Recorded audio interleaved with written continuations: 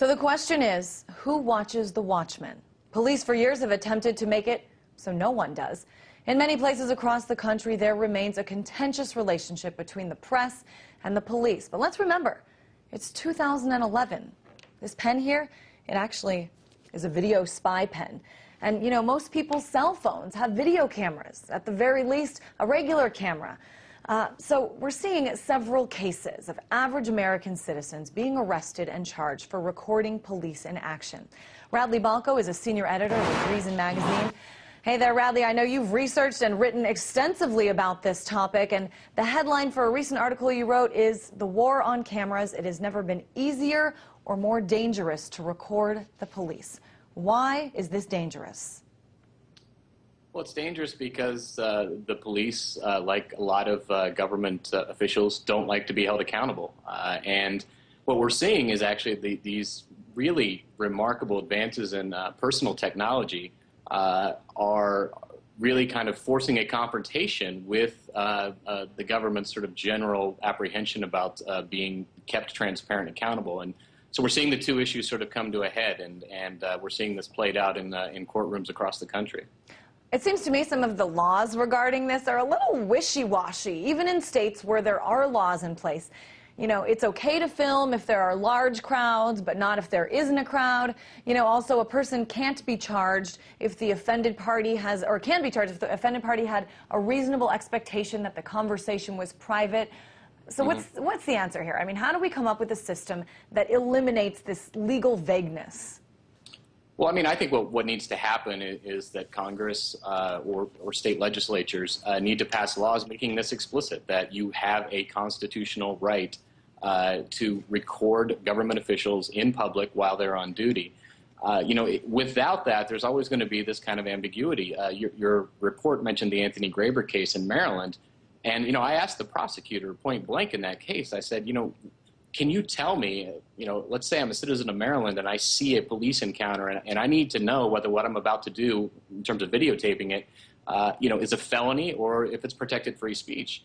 And he said, I can't give you any hard and fast tests. Now, this is the prosecutor who's telling me, you know, a citizen, a potential citizen of Maryland, that he doesn't know what the law is and he can't tell me what the law is. And I think that's a real problem. I'm wondering about situations, also in the report you saw a couple other situations that clearly show police are in the wrong. Of course, this incident with 21-year-old Oscar Grant in Oakland, shot point blank by Officer Johannes Meserly. Shouldn't visuals like this enrage people enough to fight to make these new laws? Well, I think we're actually seeing that. I mean, this is, I think the public in general tends to be very pro-law enforcement, pro-prosecution. But on this issue in particular, and I've been writing about this issue for a couple of years now, the sentiment is really overwhelmingly in favor of establishing this right to record public officials and in particular police officers. The problem, I think, is politicians are still having a hard time coming around on it because they don't want to upset police unions. They don't want to come off as looking anti-police. But what I've found really overwhelmingly the sentiment is that, you know, these arrests and intimidations and confiscation of cameras are really over the line. I'm wondering, I know you've written about this a lot. I'm wondering if there's any case that stands out to you as kind of being a little bit outrageous, I guess. Well, I think they're all outrageous, but I can tell you Illinois actually has a law on the books that specifically makes, well, it makes recording anyone a felony, but included in that are government officials and police officers. And there are actually a couple cases right now in the Illinois court system where people are facing 4 to 15 years in prison for each count of recording a police officer. And that's actually, it's the same class of crimes as rape, actually, in Illinois. So this is... one guy I wrote about in our magazine in the article you mentioned is looking at up to 75 years.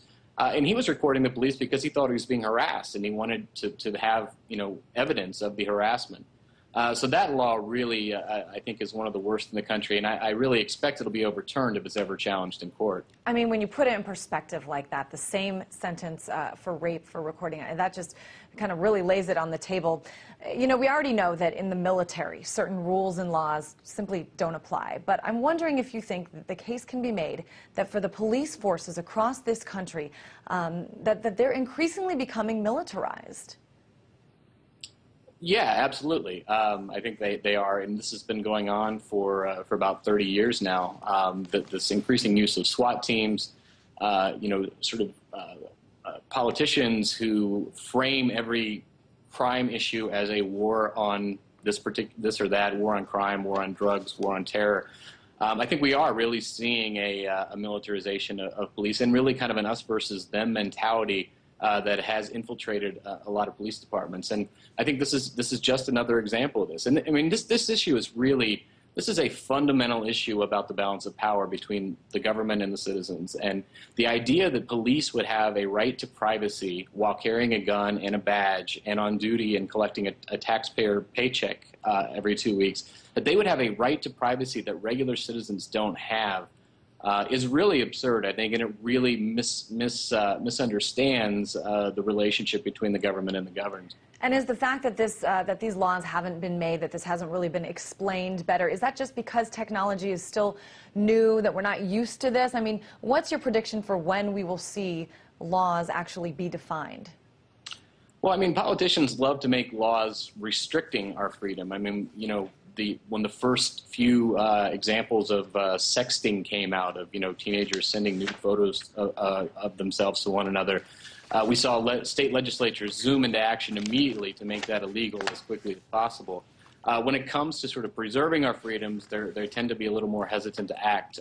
So I do think that eventually we are going to see some legislation both at the federal and state level on this issue.